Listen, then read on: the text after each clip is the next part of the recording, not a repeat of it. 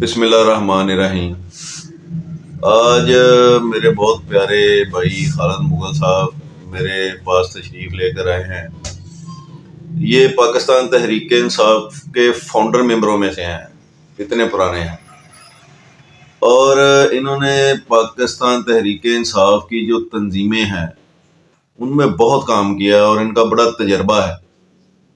خاص کر sports and culture کے یہ ریجن کے صدر بھی رہے اور مختلف اعلیٰ عہدوں پر، تنظیمی عہدوں پر تحریک انصاف کے انہوں نے کام کیا۔ خان صاحب سے بھی ان کی ملاقاتیں رہیں، تو یہ اس وقت سے چل رہے ہیں۔ یہ نظریاتی کارکن ہیں جب سے پاکستان تحریک انصاف بنی۔ اچھا، تحریک انصاف بننے سے لے کر اب تک یہ پاکستان تحریک انصاف کے ساتھ کھڑے ہیں۔ ہر مشکل وقت میں ان کو میں فرنٹ لائن پر دیکھا گیا، اور جب جب حکومت تھی تو یہ اپنی حکومت میں اپوزیشن کا رول ادا کر رہے تھے۔ تو آج ان سے ذرا گفتگو کرتے ہیں۔ جی مرزا صاحب، کیا حال ہے؟ ٹھیک ٹھاک ہے؟ خالد بھائی، پہلے تو آپ یہ بتائیں کہ آپ نے تحریک انصاف کب جوائن کی اور کیوں کی؟ بہت شکریہ راسم مغل صاحب۔ تحریک انصاف جو جوائن کرنے کا مقصد تھا، ہم تو اسٹوڈنٹ تھے، اسپورٹس مین تھے، لیکن جو 74 سال کی صورتحال کی تھی ملک کی، اس کے اندر میرا خیال سب لوگوں کو علم تھا کہ سیاسی صورتحال کیا ہے۔ جو موجودہ سیاسی پارٹیاں تھیں، جو سیاسی صورتحال تھی پاکستان کی 74 سالوں کے اندر، پاکستان کو کہاں ہونا چاہیے تھا، اور ہماری بدقسمتی ہے کہ پاکستان کہاں پہ ہے۔ تو یہ ساری چیزیں کون سے سن میں آپ نے جو ہے وہ جوائننگ کی؟ میری جوائننگ 1998 کی میری ممبرشپ کی جوائننگ ہے۔ خان صاحب سے آپ کی کتنی ملاقاتیں ہیں؟ خان صاحب کی کافی ملاقات ہوتی رہی ہیں، تقریباً 2009 سے پہلے بھی زمان پارک اس وقت مرکز ہوتا تھا، جب احسن رشید صاحب تھے، تو اس وقت طارق چودھری صاحب تھے، سجاد حیدر صاحب تھے، اپنا سلیمان عارف تھے، اور شیخ عارف صاحب تھے۔ یہ سارے بڑے پرانے نام ہیں۔ میں کہتا ہوں جی کہ بنیاد رکھنے والے یہ لوگ، یہ بنیاد رکھنے والے، اور فیصلہ آباد شہر میں بنیاد رکھنے والے، اس میں کوئی شک نہیں۔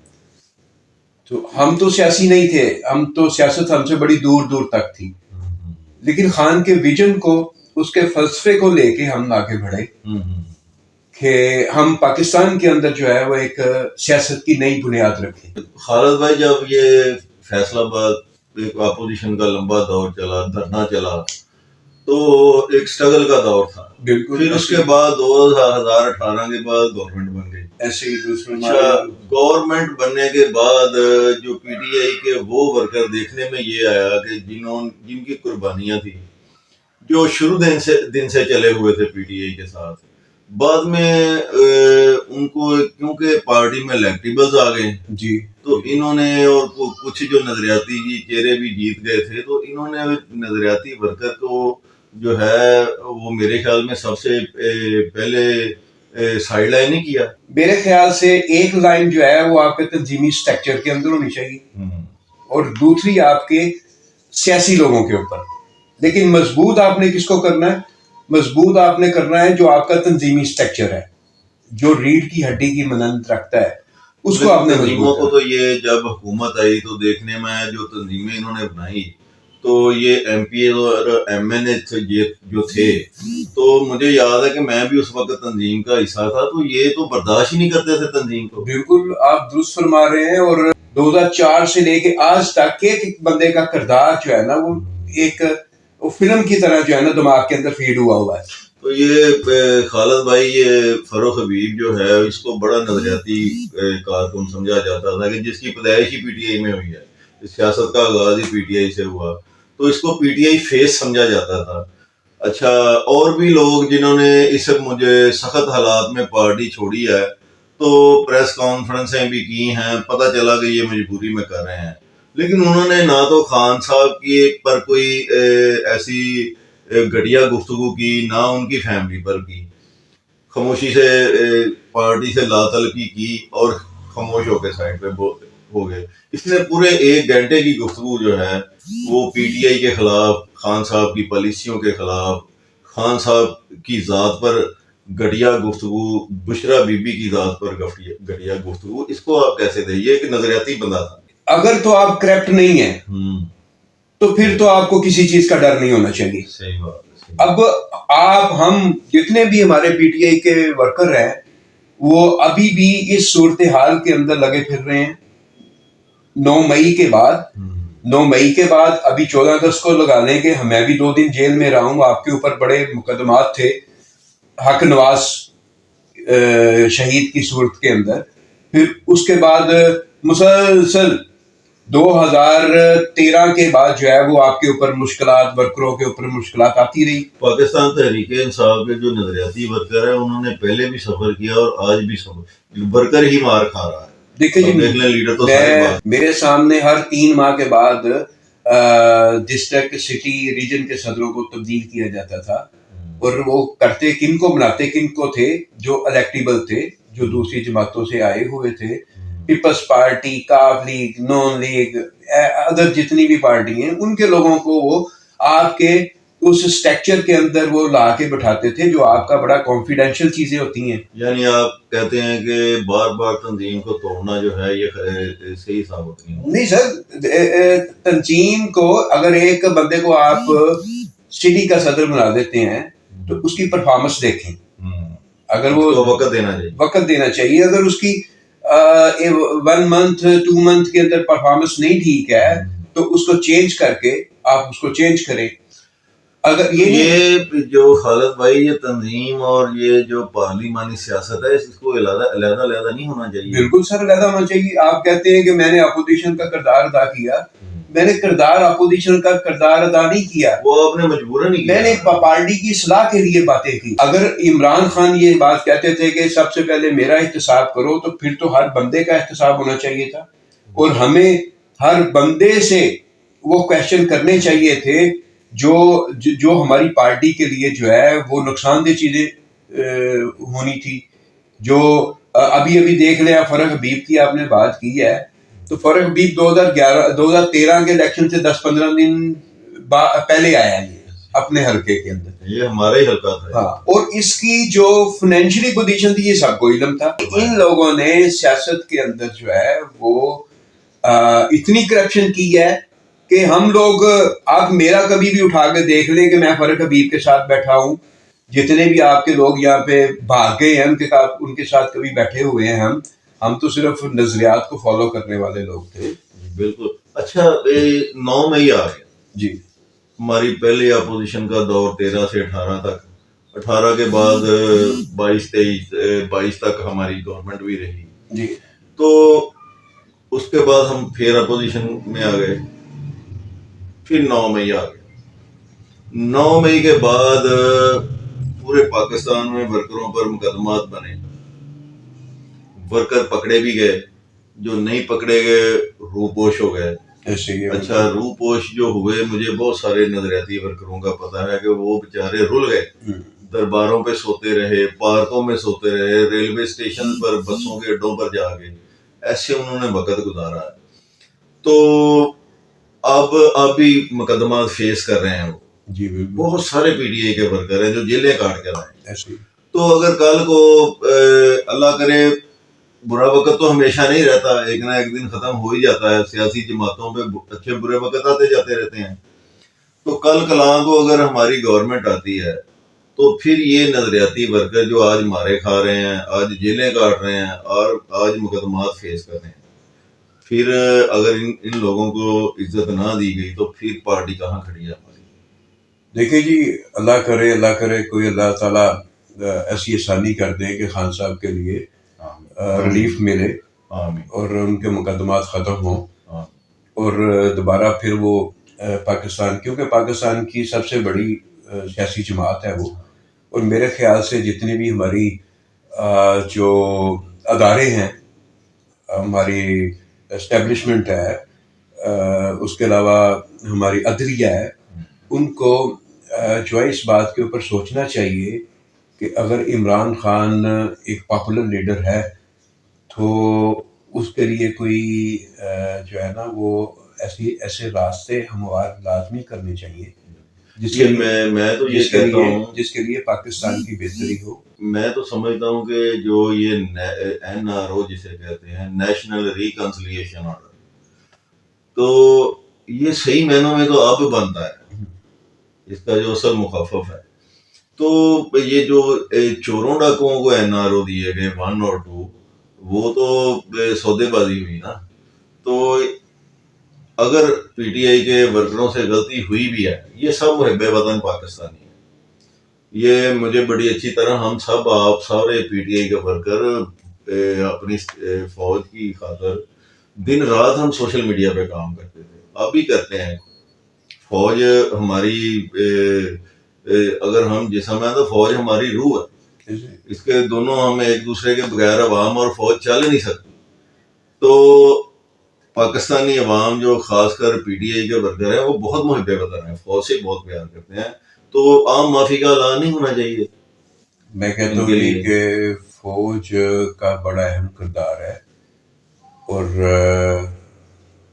فوج کو اپنا یہ کردار ادا کرنا چاہیے. ہمارا اسٹیبلشمنٹ سے صرف سیاست کے حوالے سے ہی، سیاسی مداخلت کے حوالے سے ہی ایک وہ نقطہ نظر کا اختلاف ہو سکتا ہے، اور تو کوئی نہیں ہے ہمارا.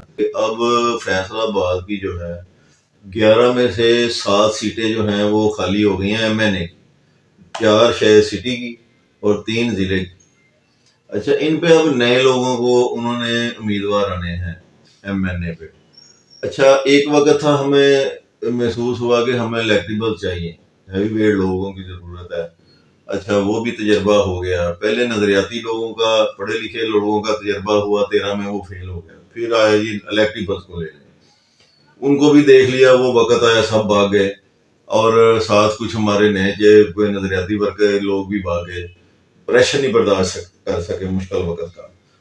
اب ورکروں کے پاس ایک ایسا موقع نہیں ہے کہ وہ یہ لینڈ کروزر مافیا، یہ بزنس مین، مل اونر مافیا، یہ ہمارے جو کچھ ورکر بھائی ایسے بھی تو ہیں نا، یہ بدقسمتی سے کڑوی بات ہے کہ یہ جو ایسے لوگ آتے ہیں بڑی بڑی گاڑیوں میں، ملوں کے مالک، وہ ورکروں کو، ایک طبقہ ورکروں میں ایسا ہے جن کو وہ اپنے پیچھے لگا لیتے ہیں.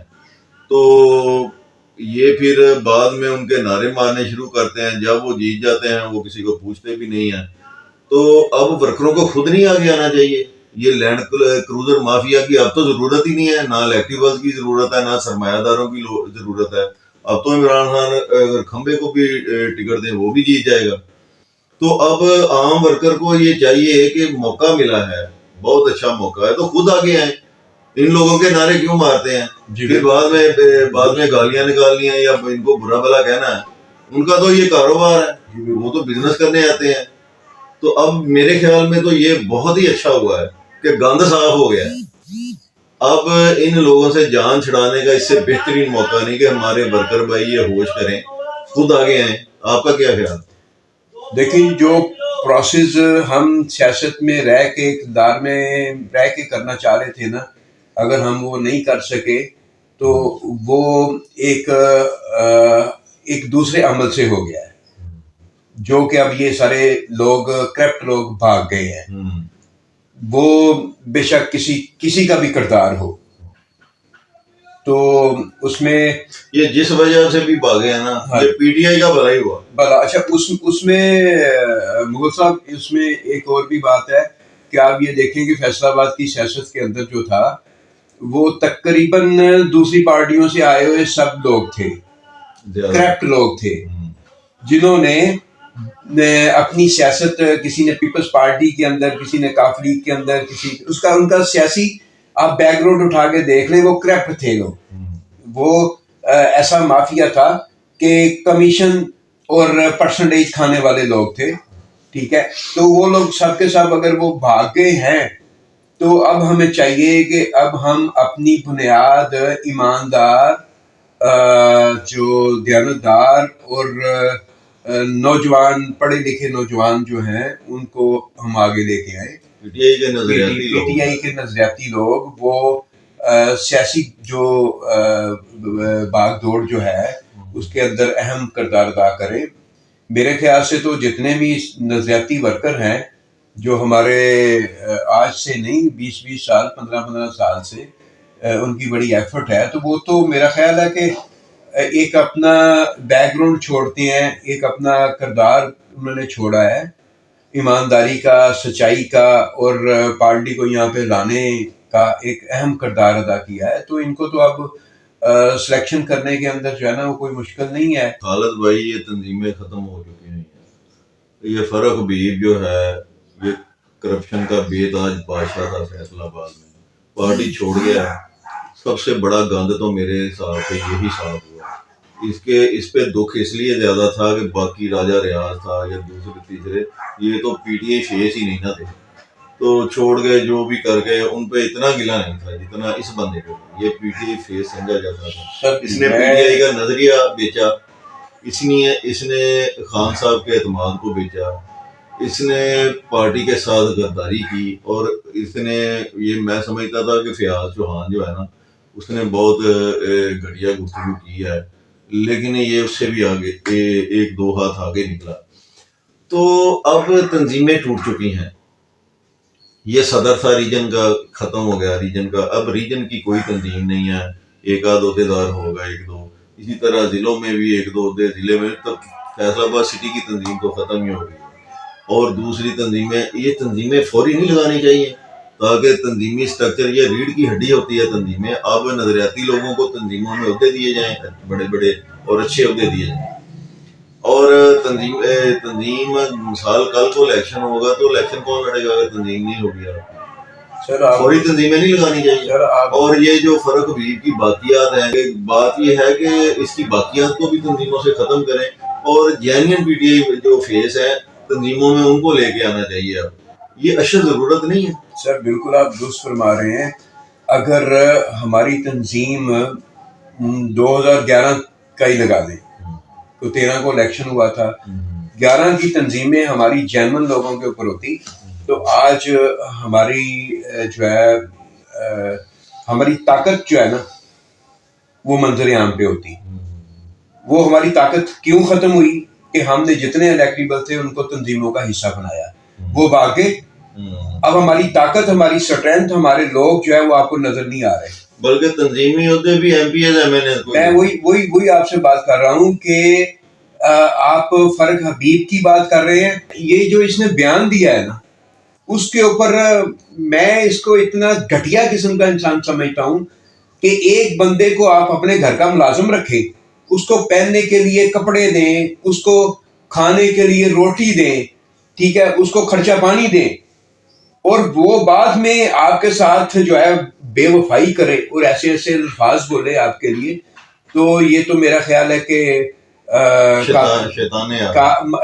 معافی کے لائق بھی نہیں ہے یہ بندہ. اور دوسری یہ بات کہ کل کو اگر ایسے لوگوں کو دوبارہ پارٹی کے اندر دوبارہ لایا گیا تو ہمارا جو ہے وہ رد عمل کچھ اور ہوگا.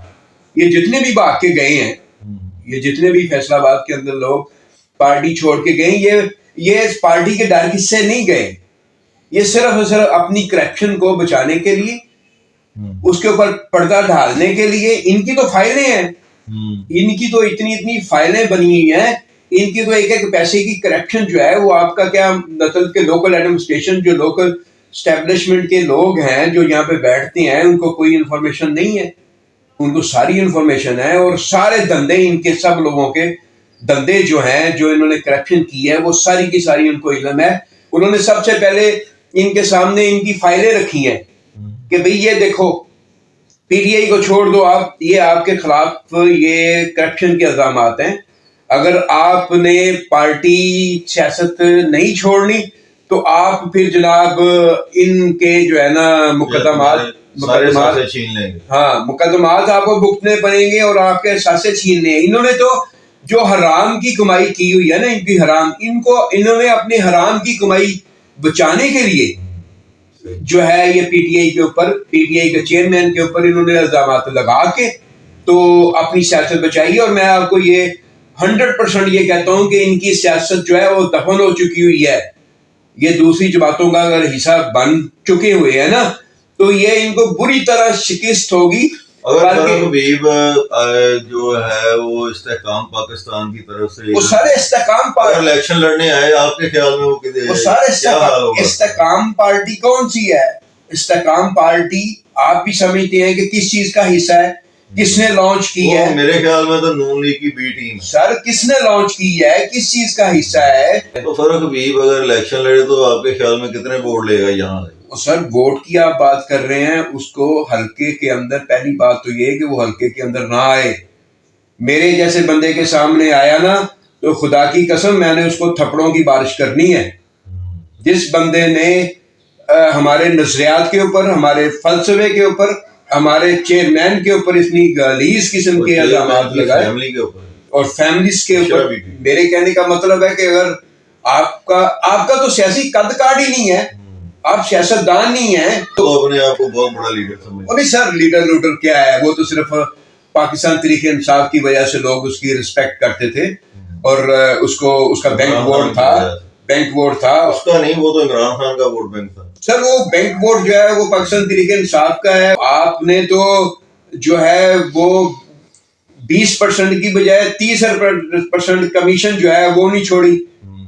یہ تو دور کی بات. مجھے ایک ٹھیکیدار میرا دوست ہے ڈیولپمنٹ کا، تو اس نے بتایا کہ فیصل آباد میں سب سے زیادہ ہائی ریٹ جو تھا نا وہ کمیشن کا فرق حبیب اور میاں والا. وہ سر یہ پی ٹی آئی کے بھاگے ہوئے جتنے لوگ بھی اگر کسی اور پارٹی کے ساتھ کسی بھی پلیٹ فارم کے اوپر الیکشن کے پروسیس میں آئے، ہم ان کی وہ کریں گے کہ ان کو بھاگنے کا راستہ نہیں ملے گا، بلکہ ان کو میدان کے اندر بھی جو ہے نا وہ ان کے لیے آنا مشکل ہے. کہ جو پی ٹی آئی کا یہاں پہ بینک ووٹ ہے، جو کارکن ہیں، وہ ان کی وہ حال کریں گے کہ آپ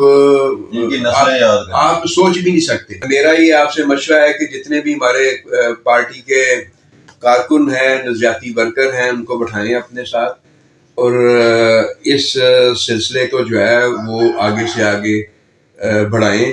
لوگوں کی رائے جو ہے وہ دیکھیں تاکہ یہ جو لوگ بھاگے ہوئے لوگ ہیں نا ان کی اصلیت سامنے آئے اور ہمارے جو ورکر ہیں ان کے لیے بھی جو ہے ہم ان کو اپریشیٹ کر سکیں تاکہ ان کو حوصلہ دے سکیں. خالد مغل صاحب نے مجھے بڑی اچھی طرح یاد ہے، یہ بھی ان لوگوں میں شامل ہے جنہوں نے اپنا سارا کچھ، اپنا بزنس جان مال کے ساتھ پی ٹی آئی کی سپورٹ کی اور اپنے بزنس تباہ کر کے آج بھی پی ٹی آئی کے ساتھ. پارٹیاں ایسے لوگوں کی وجہ سے زندہ ہوتی ہیں، نہ کہ الیکٹیبلز کی وجہ.